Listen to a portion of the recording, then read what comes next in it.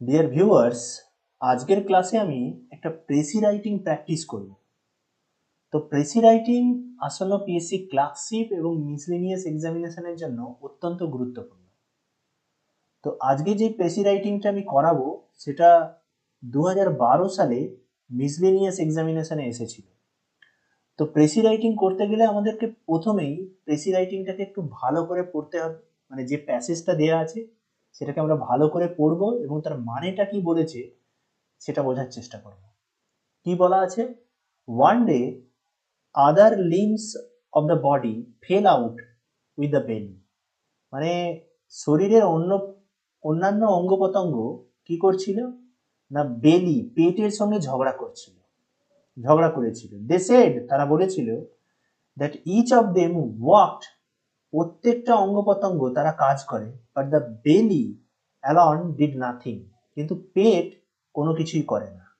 Lived on the fruits of their labour, মানে তারা যে পরিশ্রম করে তার পরিশ্রমের এর মানে রস আস্বাদন করে, পরিশ্রমের ফলটাকে সে আস্বাদন করে। কে না, বেলি, পেট।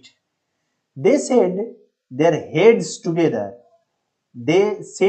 হেডস টুগেদার, মানে তারা একত্রিত হয়ে বলেছিল, অ্যান্ড দ্য হ্যান্ড সেড, তারা তাদের হাত কি বলেছিল, from today I stop carrying food, আমি কি করছি না, আজ থেকে আমি জিনিসপত্র বহন করা বন্ধ করছি। And the leg said, leg বলেছিল, I will no longer walk to get the food, আমি কিন্তু আর কোনোভাবেই খাবার আনতে যাব না, মানে হেঁটে হেঁটে আমি আর আনতে যাব না। মাউথ সেড, মুখ বলছিল, কি বলেছিল, I want chew food to feed the idle belly, আমি কোনোভাবেই খাবারকে চেবাবো না। কাকে খাওয়ানোর জন্য? পেটকে খাওয়ানোর জন্য।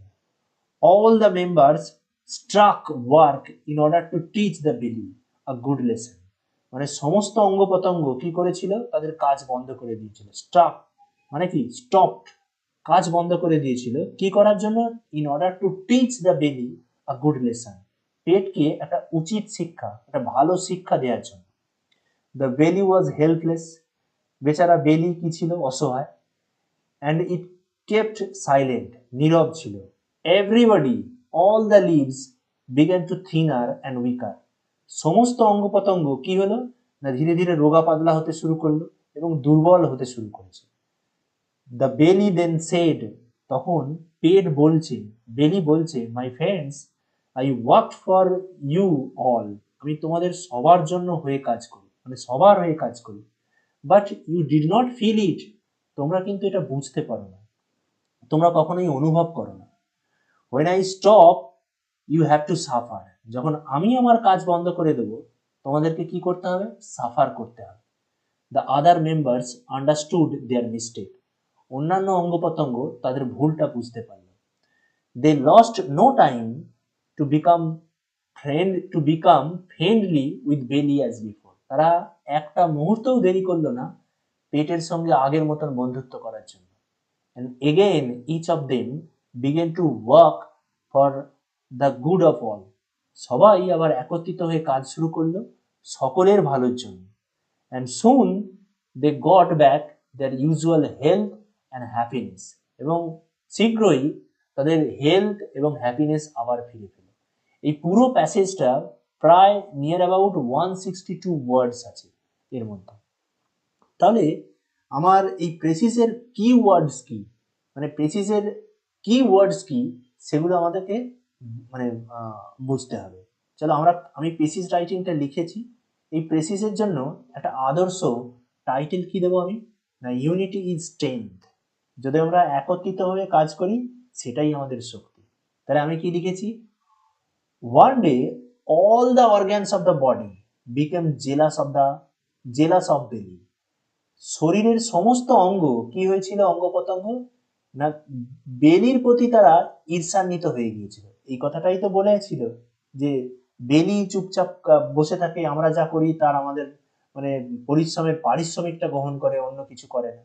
তো সেই জন্য আমি প্রথম লাইনটা লিখেছি, one day all the organs of the body become jealous of বেলি, they complained that belly took the taste of life without doing anything, তারা কি কমপ্লেন করছে না বেলি কোনো কিছু কাজ করে না, শুধুমাত্র জীবনের স্বাদ আস্বাদন করে।